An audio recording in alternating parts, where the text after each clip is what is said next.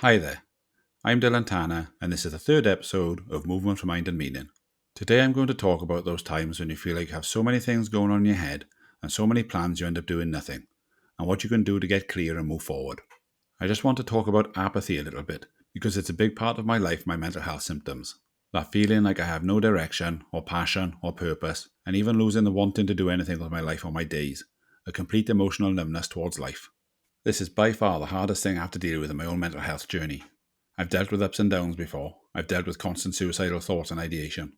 But the not wanting to do anything, that emptiness with nothing inside you, that's a pain I can't fully explain or describe. There were times I would have given anything to just want to do something, want to do anything again. To be interested in something or excited about something instead of the complete numbness and emptiness, where all that passion and excitement used to be inside me. There was a good while during that period in my life where I thought it would never come back, and that was as good as it was ever going to get for me. And when you feel like it's never going to get better, you start questioning why you're still here, and it starts making complete sense that you not be here. Your internal voice could be nagging at you to work out, or to sort your nutrition out, or maybe you feel like you should be further along in life than where you are right now. And in all that mind chaos, you end up doing nothing from all the overwhelm. That used to be me too, and sometimes it still is. But I've found a way to combat that now that works for me at least most of the time. I used to think I needed all these big plans, a big morning routine and a weekly plan, fully set out so I could go after and achieve all these big grand goals at once.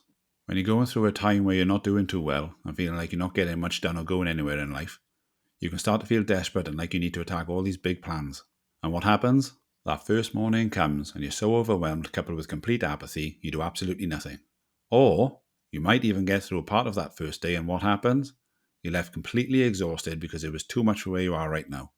Then you plan to go after it all the morning after. Then again, and again, and in the end, you just feel further away from where you wanted to be and feeling even more desperate. I know exactly what this is like. I've lived this cycle so many times myself for years and years of my life. I don't know what it is that makes us feel like we can go to bed as someone who's been doing hardly any moving or doing much at all because we've not been doing too great mentally, to thinking we're going to wake up in the morning like someone who's a super productive animal. It's only the last few years I realised I had to move away from that flawed thinking and try to put something in place that meets me where I am mental health wise, motivation and energy wise. I needed something smaller, starting with a small goal with no pressure and looking to build that bit by bit. My goal? Walk for 5 minutes. That's it. And once I started showing up for that one goal and being able to build that into my life daily and then weekly and then monthly, everything else started to slowly come together.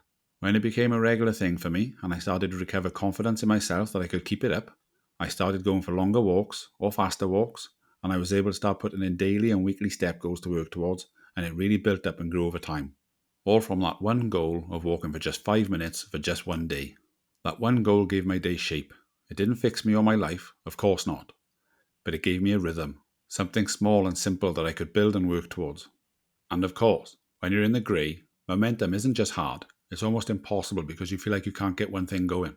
But one goal that's manageable, that can be a real potential path to building momentum and finding meaning in it for yourself along the way, which is where the magic starts to happen. When you manage to build that one goal in, that one activity, you build some consistency with it.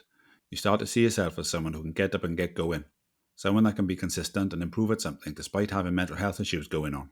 Mental health issues don't mean you need to do nothing inside all day, although that's how it makes us feel. We can exist with it going on and still do the best we can to do more for ourselves and keep fighting it. You start to trust yourself again, which is something your mental health can really strip away from you. The absolute most important thing of all when trying to get going is momentum. When you have momentum, it will take you as far as you want to go. Building in momentum and getting a rhythm going is everything. I really can't overstate this. It's so important, and I'm forever telling my nutrition and mindset clients this. Get started, build momentum, and you can achieve whatever you want over time. Having that one goal to keep moving meant I had to start saying no to some things. It came to a point where I had to say, this has to be a mainstay in my life, and if I need to sacrifice certain things or go without certain things to ensure I keep it up, then so be it. I'm absolutely useless if my mental health is in the toilet, so I make sure I do everything I can to stay above water with it. A good friend said to me recently that I take my mental health seriously, and they really admire me for it. I took some pride from that, but honestly I have no choice. I know what life looks like if I don't prioritise my mental health, and it's no fun for me or anyone else around me. Now when it comes to getting moving, walking worked for me because I have a lot of years experience in training and working out, so me getting moving physically just makes sense for me. Plus I have lots of times where I've used movement in the past to dig me out of those holes, so I know it's a good fit for me. But I have to be honest and tell you this. It took so many failed attempts to get moving. Days where I'd write a couple of goals down. Days where I'd try and read just 1 or 2 pages of a book or watch one video on YouTube to try and get some inspiration from somewhere. All that adds up. It's all movement and it shows you want something more for yourself. But I have to be honest and tell you this. It took so many, what might look like failed attempts, to get moving. Days where I'd write a couple of goals down. Days where I'd just try and read 1 or 2 pages of a book or watch one video on YouTube to try and get some inspiration from somewhere. It all adds up. Those are not failures. It's all movement and it shows you want something more for yourself. One thing I always used to struggle with was thinking my goal wasn't big enough or serious enough, and there's quite a lot of shame and embarrassment around that. Especially coming from an MMA background where it's all balls to the wall or nothing at all. So when it comes to trying to take small steps, it took years for me to get to the point where I could accept that getting something small done was better than nothing. And not only better than nothing, but a real positive step considering where I was in life mentally. If you're anything like me, you'll have loads of goals you can think of, loads of things you want to get started, and you end up starting nothing. The best way to work this is by writing them all down. Just get them all out of your head. This is one of the most important aspects of achieving your goals, writing them down. Then look through them and find the one goal you feel you want to go after, that you feel you want to do and can keep doing consistently. Then just go after it.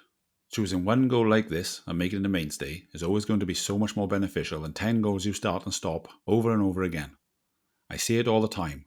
Someone will say they're going to run every day and do this and do that, and they end up knackered or injured, and it never gets past week 1. Choose one thing you want to do that you can do 3 to 6 times a week consistently. Do that and get that going as you build momentum. I bet you'll start to add other things in as you start to trust yourself again. This is how it went for me, and it's why I'm here doing this show today with you. Even a year ago, I could never have imagined doing this. It's so out of my comfort zone, and it's such a big task with so many moving parts, I had no confidence or trust in myself to be able to commit to doing something like this. But building that trust in myself over the last 4 years, and all the work I've done on myself has brought me to a place where I can do this now. Don't get me wrong, I'm not saying I find it easy now. I still have anxiety around doing this, but I'm able to work with it and commit, and you can get to a point where you're doing things you never thought you would, if you just keep going. And on that, before I sign off, what's one thing you could do this week to get going? Something small, something manageable. Write it down every day and you watch the magic happen.